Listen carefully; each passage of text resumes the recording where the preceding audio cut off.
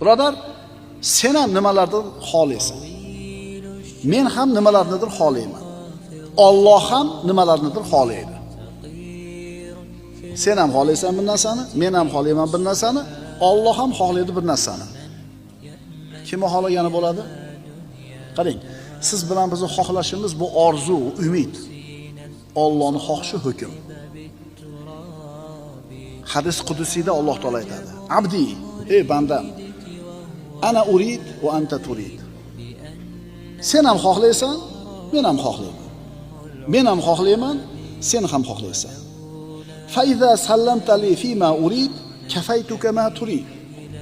Agar sen men xohlagan ishda menga taslim bo'lsang, sen xohlagan ishda men senga o'zim kifoya qilaman.